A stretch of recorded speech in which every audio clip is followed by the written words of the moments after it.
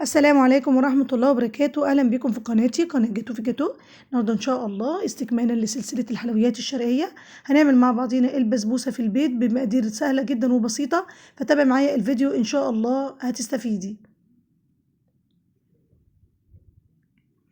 علشان أنا هعمل صينية كبيرة مقاس 42، يعني مقاس كده عائلي، عشان أنا هخزنه في الفريزر، فأنا هستخدم 6 كوبايات من سميد البسبوسة اللي هو السايب، اللي هو بدون أي إضافات ولا فيه سكر ولا فيه جوز هند، بما يعادل 1.25 كيلو من السميد.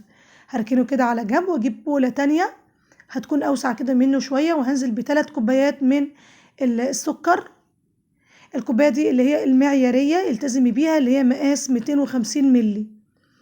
نفس الكوباية هنزل بيه كوبايتين من اللبن الحليب، يكون سخن جدا ومغلي، وهقلب كويس جدا لغاية ما يدوب السكر مع اللبن.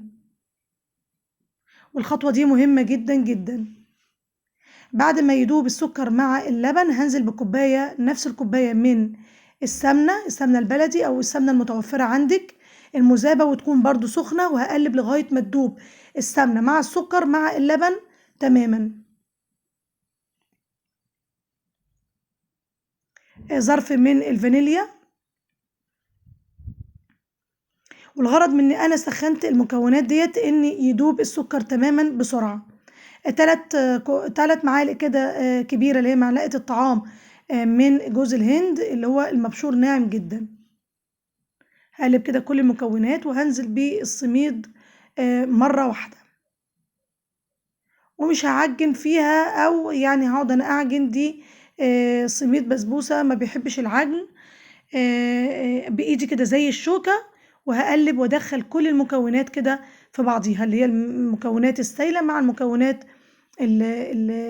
الجافة بالشكل ده، وايدي كده زي الشوكة، عشان مهم جدا الخطوة دي، مش هنبالغ في العجن.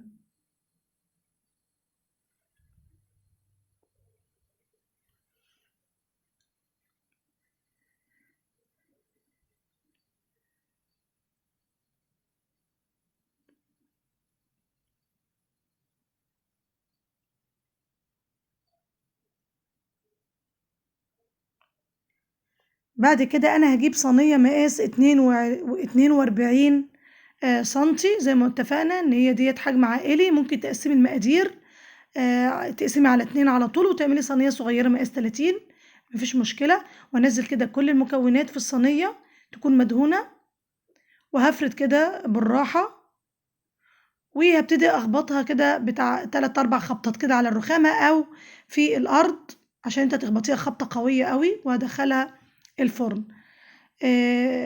في صينية كده انا هنزل ب4 كوبايات من السكر،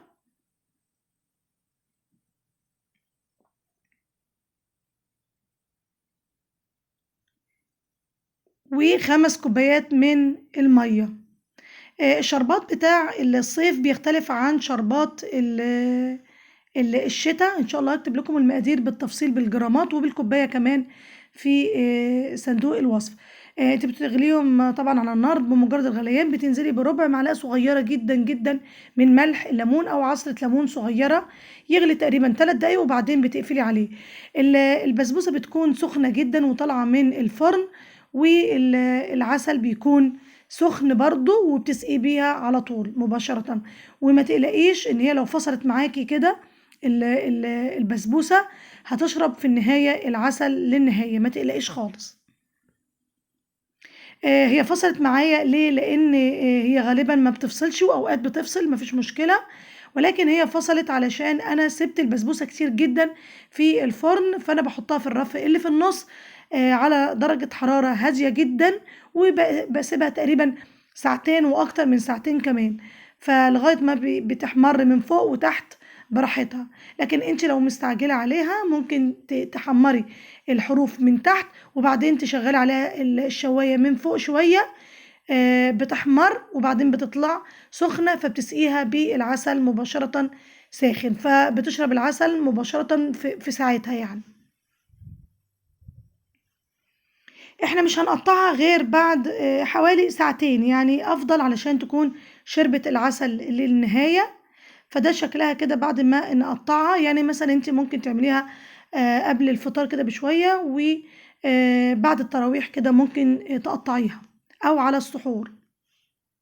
ده شكلها طعمها يعني اجمل من اللي بنجيبها من المحلات. جربيها بجد هتعجبك جدا جدا. ده شكلها كده طرية ومرملة، وطعم السمنة البلدي كمان باين فيها.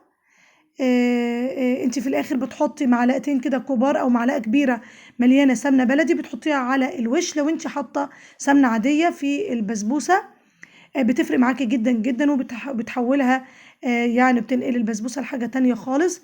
بجد جميلة جدا. ممكن تفرزيها زي ما انا هفرزها دلوقتي في علبة بلاستيك محكمة الغلق، وبتفصلي ما بينها كده وما بين كل راق بكيس نايلون، كيس تلاجة. ساعة ما انت تستخدميها او وقت الحاجة بتطلعيها، بتهدى شوية وبتتاكل عادي جدا، مفيش مشكلة. سهلة جدا وبسيطة ومقاديرها بسيطة. اتبعي بس التعليمات اللي انا قلتلك عليها دي. ان شاء الله هتعجبكم. ما تنسوليش بقى في اللايك لو عجبكم الفيديو. والسلام عليكم ورحمة الله وبركاته.